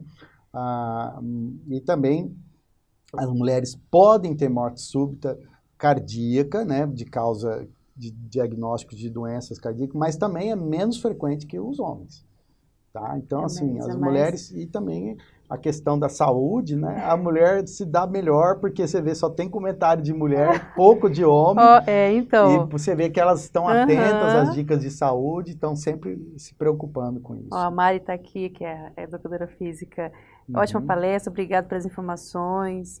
Eu que agradeço. E confirmações, que também não sei, ótima palestra, estou amando tudo, né? Fala o nome aqui pra gente. O pessoal vai mandando, a Priscila de Oliveira, ó. Boa noite, quem toma sibutramina corre mais risco de ter problemas de coração durante a atividade física? Não, sibutramina é um estimulante, sim, ele tem uma via de estimulação neuroquímica, né, que favorece estímulo no coração, não tenha dúvida disso, tá? Então, logicamente, podem estar apresentando problemas relacionados ao uso do medicamento, como taquicardia exagerada, aumento ou pico de pressão, e se a pessoa tem uma condição pré-existente, um risco cardíaco pré-existente, ela está, vamos dizer, juntando a fome com a vontade de comer, né? Maria Jesus. Pior que é verdade. Enfim, muitas vezes os médicos precisam pesar, né, entre o risco-benefício de uma medicação e o efeito adverso que ela tem em relação a um objetivo que ela vai produzir, né? E, lógico, precisam estar acompanhando isso sempre, conversando com o paciente sobre esses aspectos, sobre os efeitos adversos e sempre estar avaliando os indivíduos. Por algum motivo, pode ser prescrito, mas nunca deve estar, vamos dizer, ser automedicado, que seria uma coisa que já desde antemão já desaconselharia, né? Sim. Mas se porventura foi prescrito, isso daí tem esses aspectos que precisam ser levados em conta, né? Tá, vou falar aqui também a Gisele. Gisele, obrigada pela participação. Gisele Oliveira de Andrade, sou de Belo Horizonte, Minas Gerais. Nossa! Parabéns pela palestra, Que gratidão. joia, que legal, né? A Mari também, que é educadora física de Campo Grande. Uhum. Adriana Cristal, de Nova Alvorada do Sul, parabéns pela palestra. Legal, né? Tá só pro senhor aí. Obrigado, né, por todas essas palavras, né? E assim, a gente fica à disposição também, logicamente. Eu tenho uma rede social, eu não sou muito muito bom nessa parte, né? Não, mas tá assim, ótimo. eu tenho minha rede, eu tenho mídias sociais em que eu faço publicações, né? Também tem o Centro de Reabilitação Cardiovascular, que chama Ergo Fitness, né? Que também as pessoas podem estar acompanhando, que vão encontrar dicas de saúde. Ele é um centro de reabilitação cardiovascular, mas também atende populações idosas, pessoas que têm outras comorbidades, como doenças articulares, doenças de hipertensão, diabetes. É um centro em que a gente trabalha muito essa questão de necessidade de supervisionamento, assistência e práticas de atividade físicas com um objetivo individualizado, né? Então, cada um tem um programa que é avaliado por um médico, passa por uma avaliação de um fisioterapeuta, passa por uma avaliação de um educador físico, e essa equipe toda está sempre junta, discutindo e elaborando o melhor treinamento dentro do espaço, que conta com equipamentos excelentes, que a gente consegue fazer as adaptações necessárias, e temos todas as estações de treino que eu considero que são para boas práticas para atividade física, como exercício de força, aeróbico e de flexibilidade, né? Então, sim, a gente convida também, a gente divulga esse trabalho, fala de dicas de saúde, e em especial eu particularmente falo sobre reabilitação cardiovascular, que eu acho que é um dos temas pouco explorados nas mídias sociais, né? Verdade. Muito se fala de nutrição, nutrologia, de questões de saúde relacionadas à alimentação, falam muito de exercício físico, né? Mas pouco se fala para esse grupo de pessoas, né? Pessoas que infartaram, pessoas que operaram, pessoas que têm cardiopatia grave ou pessoas que têm doença renal crônica, que sofreram algum acidente vascular cerebral ou têm alguma incapacidade física, pessoas que têm doenças osteomusculares avançadas, pessoas que têm câncer. O câncer é uma doença que a prática de exercício de musculação é o que melhor eu indicaria para esse grupo de pessoas, né? Porque eles têm perda de massa óssea, eles têm perda de massa muscular. Só por isso já agrava quase que 50% a qualidade de vida da pessoa, né? Por conta dos extensivos tratamentos, dos tratamentos que são extremamente que esgotam a questão toda do organismo da pessoa. Pessoas que têm doenças reumatológicas e inflamatórias de uma forma geral se beneficiariam muito com a prática de atividade física, né? A gente fala que alguns exercícios liberam, através das contrações musculares, substâncias anti-inflamatórias na nossa circulação, que combate essas doenças autoimunes que existem muito, essas doenças reumatológicas. É quase que um anti-inflamatório natural, né? E o exercício mais eficiente, né? Reforço que o Dr. Santarém comenta, né, depois de muitos anos de prática, ele é reumatologista, mais eficiente para liberar, nos seus artigos, para liberar essas substâncias anti-inflamatórias, são as contrações que ocorrem durante os exercícios de peso. Então, qual que é o mito?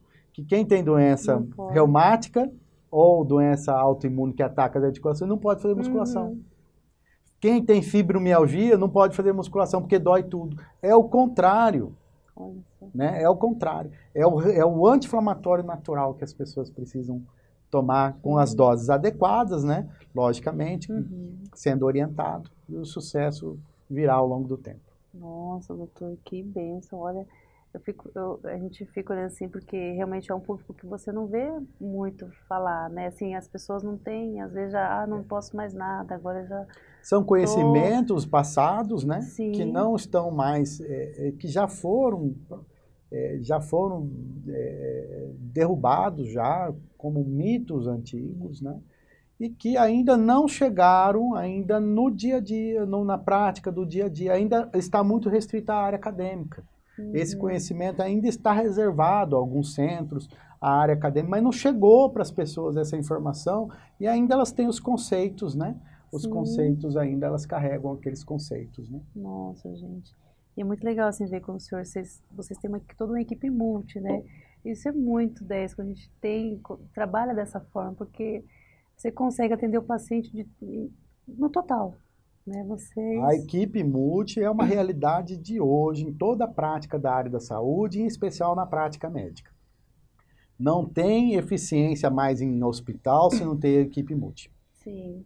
Né? Todos os hospitais que passam por órgãos de auditoria que vão dar selos de qualidade não estão concentrados só no papel do médico.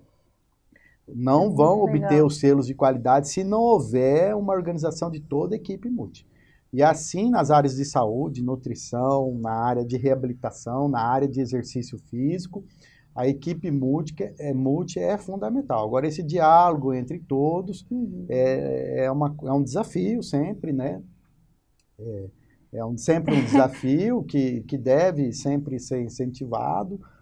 Cada um deve respeitar o papel do outro, né? Uma das coisas que impede ou que se levanta como uma barreira no diálogo é justamente não respeitar o papel do outro, né? Verdade. E, tá ok?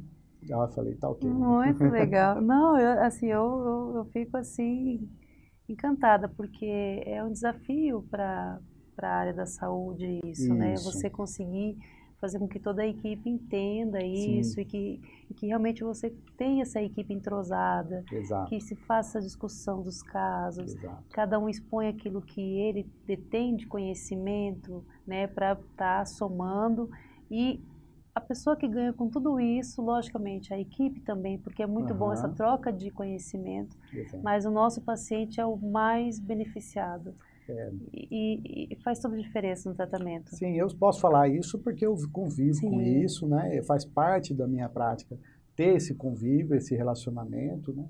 A gente desenvolve, aprende isso junto e é isso aí que você falou. O resultado final é entregar a segurança e a eficiência para as pessoas, né? Nossa, perfeito. Olha aqui, ó, Gisele Teixeira de Oliveira de Andrade. Obrigada, Gisele, pela participação. Está aqui, ó. Isso que o senhor falou, está falando é verdade, senti na pele, acho que é a questão das dores, né?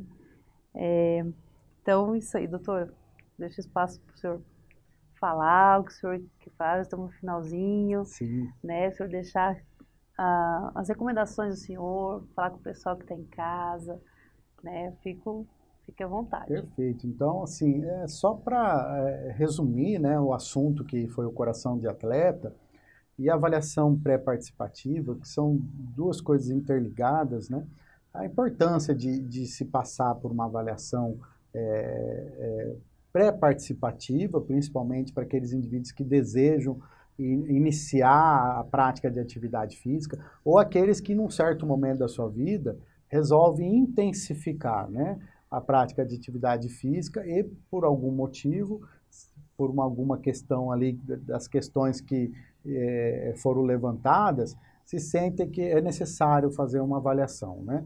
Que é uma avaliação que tem, no início, uma avaliação médica, clínica, e que perpassa também por outras áreas da saúde, porque não é só o risco cardíaco que está atribuído, mas também o potencial risco de lesionar uma articulação ou uma situação musculoesquelética. Então, tudo isso perpassa por todas as áreas de profissionais, pode haver desequilíbrios musculares, pode haver desequilíbrio da simetria do corpo ou de postura. Então, tudo isso perpassa por uma avaliação e para que possa ser devolvido com um resultado que permite que o indivíduo faça um exercício seguro, eficiente e que também faça aquilo que ele deseja fazer.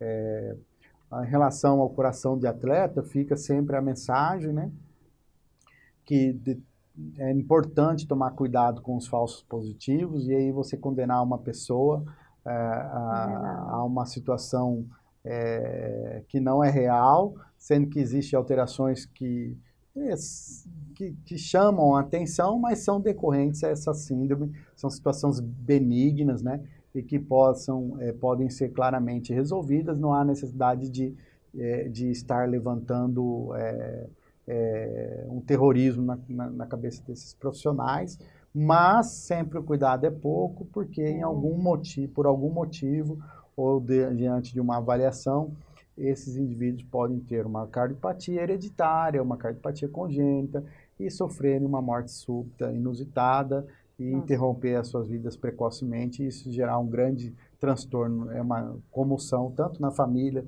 como também na sociedade, né? Então é importante tudo isso. E as questões de saúde, né, como eu também recomendei, é importante que a gente entenda que não há necessidade da gente sair fazendo tudo de uma vez, mas que você possa ter um mapa daquilo que a gente orientou, dependendo da sua idade, né? E eu estou falando para aquelas pessoas que muitas vezes estão aí com a faixa etária de 35, 40, 45 anos, 50 anos, até pessoas de terceira idade que resolvem fazer exercício físico, porque o conhecimento hoje está nas mídias sociais, essas pessoas passaram a conhecer as mídias sociais, e aí elas percebem que existem pares, né, dela que estão fazendo práticas de atividade física e que trazem resultados mesmo na fase, na última etapa da sua vida, tá? E trazem benefícios enormes, tá? Não existe, para que eu vou fazer se eu estou no final da minha vida? Está enganado.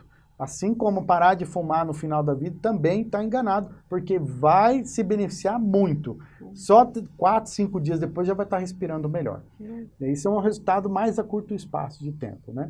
Então, a gente recomenda que seguir aqueles passos que eu comentei sobre se iniciar com um programa de musculação, evoluir para uma questão de caminhada, depois evoluir para uma questão de alongamento, de relaxamento e atividades laborais, que é aquilo que a pessoa gosta, né? Tem gente que gosta de dançar, tem gente que gosta de fazer jogos, isso entretém a cabeça, isso que eu falei para você, na terceira idade é o mais importante, né? E nunca entrar em inatividade por causa de uma situação isolada da vida. Existe, e os profissionais da saúde sabem muito bem adaptar e orientar essas pessoas. Mesmo que por algum motivo aquela situação, por algum tempo, fique neutralizada. Mas não há necessidade de interromper todo um processo, apenas uma adaptação, e os profissionais da saúde podem conduzir isso de forma adequada, segura, eficiente, se comunicando entre si. E nunca a gente pôr alguém em inatividade, que eu acho que o grande vilão na vida das pessoas é o sedentarismo. Né? Nossa, doutor, eu quero assim, agradecer muito a participação do senhor aqui com a gente. Espero que seja a primeira de muitas, né? A gente espera que o senhor volte aqui novamente para falando de outros temas também relacionados à parte da cardiologia. O senhor vê que, né, pode a questão de como essas pessoas que já estão, que foram, no caso que não pode fazer. Sim, que já tiveram um evento cardíaco. Começar a trazer mais isso. Isso então, é importante, eu acho que é um assunto que fica aberto, né? A gente poderia estar conversando mais sobre isso, e é um assunto extremamente importante, porque quantos cardiopatas agora não estão me assistindo e estão pensando, meu Deus, eu tenho solução, eu posso começar, aliás, eu posso desfrutar de uma vida melhor do que eu tinha. Com certeza. Né? Porque se ele chegou até aquele evento, pode ser que ele não se cuidava. E aí, de repente, o evento levou ele lá no hospital. Tem muitos que já pegam o maço de cigarro e já jogam no cesto da cama do hospital. E aí saem de lá desejosos a uma nova vida, um novo estilo de vida, alimentar, tudo. E aí, uma das coisas que já vem à tona a eles, e isso é uma síndrome, né? Que é uma síndrome com aspecto psicossocial, que é o medo, a insegurança de que ele vai ter um novo evento e ele se torna extremamente inseguro. E o que a gente observa é que esses indivíduos, quando eles têm a prática de regularidade, que muitas vezes não desistem nos primeiros 3 meses, não desistem nos próximos 6 meses. Depois de 1 ano, continuam sendo acompanhados. Passado 2, 3 anos e ainda estão nos programas sendo acompanhados e estão perseverantemente continuando. E depois de 5 ou 7 anos, que eles persistem, é o que os estudos falam, nesses programas que supervisionam, que acompanham, que incentivam, porque muitas vezes esses indivíduos têm doença cardíaca ou têm risco cardíaco e precisam dos profissionais orientando. Depois de 5 ou 7 anos, já se mostrou estudos com cateterismo, onde houve redução da placa do entupimento da coronária. Então, lógico que isso daí não vai ser só um processo que vai fazer o cateterismo. Ele mesmo vai dizer que tem muitas coisas na vida dele que ele faz hoje de forma segura.